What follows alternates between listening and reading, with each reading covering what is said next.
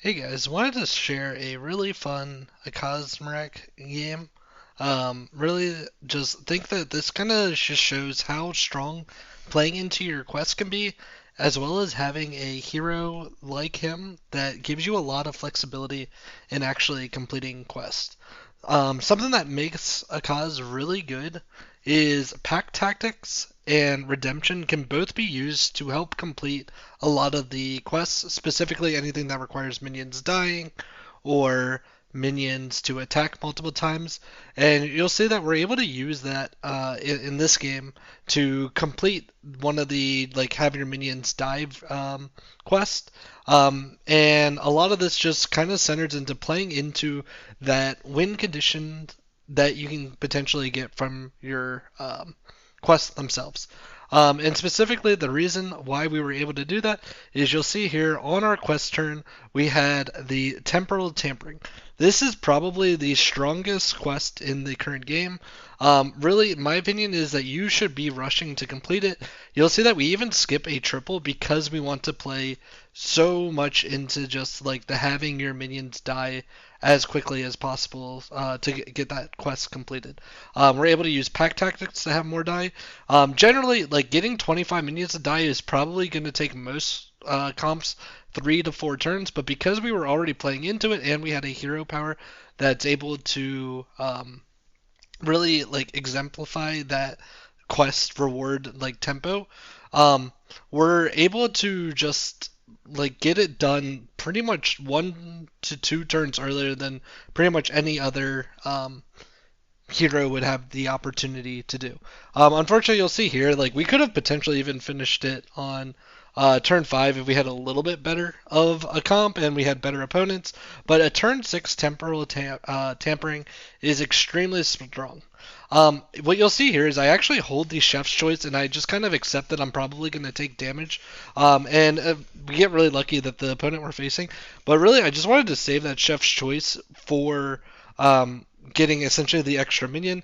What I could do is potentially level and get a chef's choice to try and stabilize.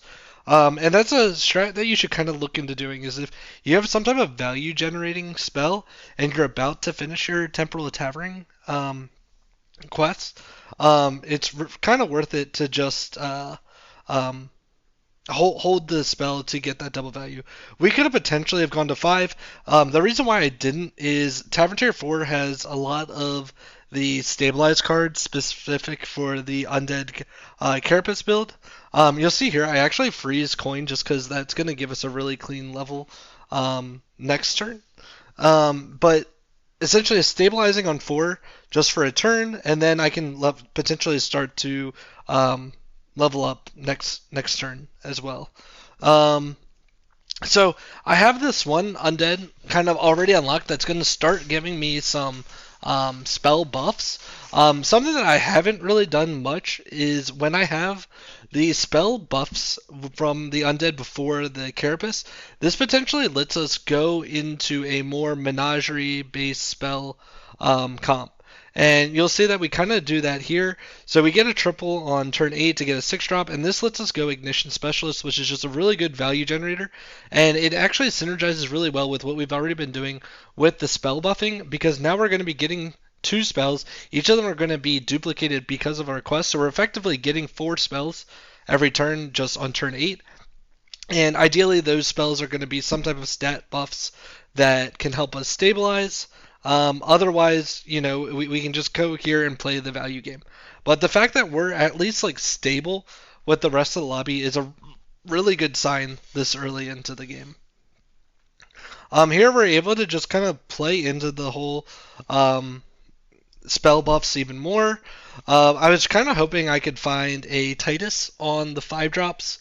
But really what I'm going to do here is just take a turn with Pack Tactics and get even more buffs on my spells going forward.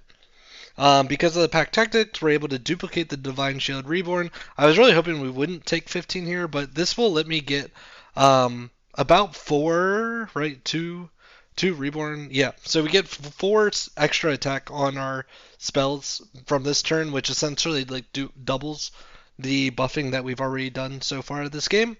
And that makes it so like the spells that we got in the hand help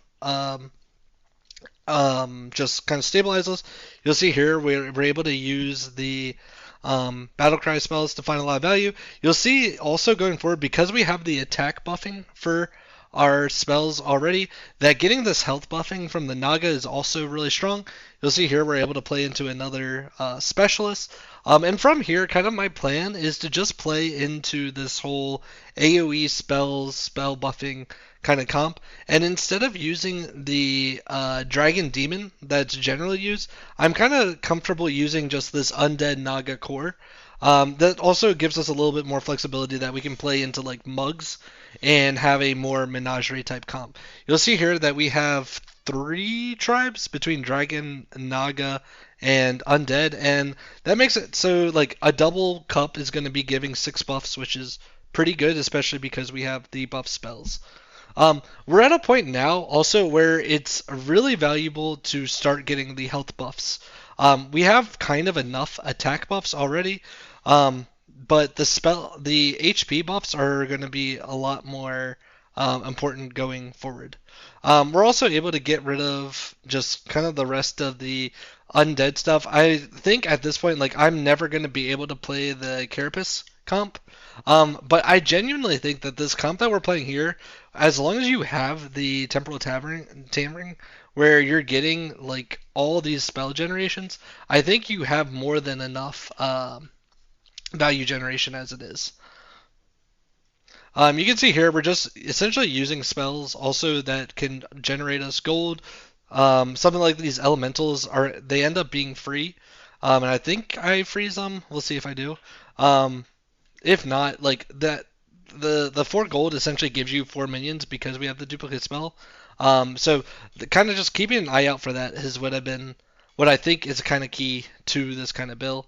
Unfortunately, we don't get the reborn there on our guy to get an extra attack, and you'll see here that we barely lose, and we're right now at 1 HP, which is absolutely insane. I take a very greedy level up here because I saw that this Cenarius has been on like Tavern Tier 3. I don't know like what he's doing, but the fact he's on Tavern Tier 3 kind of signifies to me that he is a little lost. And now you see that we actually get one of the really big payoffs here, which is the Matriarch Naga, especially with getting all these spellcrafts here. We're going to be able to get a lot of health buffs going on this turn, and we can use the panda for reference for how many stats we actually get throughout this turn. So Panda, starts off as what, like a 3-5 minion, and with all of our AoE buffs, it gets 100 and 150 stats. And that was like with us at 0 gold, after buying that battle cry. So we're in an extremely strong position. From now on to the end of the game, I'm probably gonna play Venom Strike. Just that's the best way to kind of guarantee that you're going to be a little bit healthier. And also just looking at the rest of the lobby, everyone seems to be leaning undead. So if I can just get health buffs a little bit more, then I'm able to deal with all of the summons that I can expect from the opponents. I'm going to be in a really good position going forward. From here, just kind of playing as much as we can just to kind of get all the spell buffs that we can possibly get. Here, I'm able to triple to get a lot of more AoEs again. And really, I'm just kind of trying to find what the best like finishing units are. Generally, what I'm thinking is I can obviously play like a Leroy or something like that as my finishing unit, but I think Elder is ultimately always going to be the best one because it's getting the best of all the stats that I have. A little bit of a misplay there. I should have taken the Consume. Generally, with these kind of comps, you always want to buy Consume spells because you get into these really hard situations where you're ultimately just having a lot of big minions that you'd rather kind of play a tech unit, and if you can consume that, just helps you not waste stats and allows you to consolidate to also fit in a tech unit. You can imagine something like into Undeads having an extra Sindari like on your board would allow you to still maintain all your stats while getting that utility minion going forward. But not the biggest thing. Again, I'm already very far ahead. And I kind of have, again, this win condition already with the double spells. So going into the last, I believe this guy is also playing undead. So you see that we literally played 3 like undead people in a row, and really we're just able to play this whole just as many spells as we can possibly get, and you'll see that we're just in a very strong position.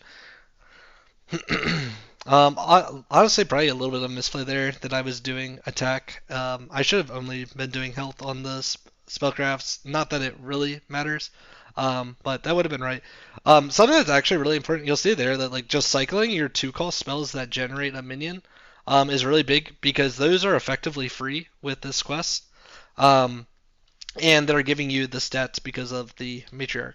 But you can see here that like we're just going in, even with him getting the one of our bigger units, taking off 800 stats or whatever, we still have a solid 100%. And he was also playing a win condition himself with the 2-cost minions. Unfortunately, I don't think you can play this undead carapace build when you're doing one of those kind of win conditions. Really, the only win condition with this one is double death rattles. So ultimately, you can just see here how big the secrets were early, how big just the double spells were, and how to just take your quest and make that a win condition. So, hope this helps you guys. Good luck on your guys' slam. See ya. Bye.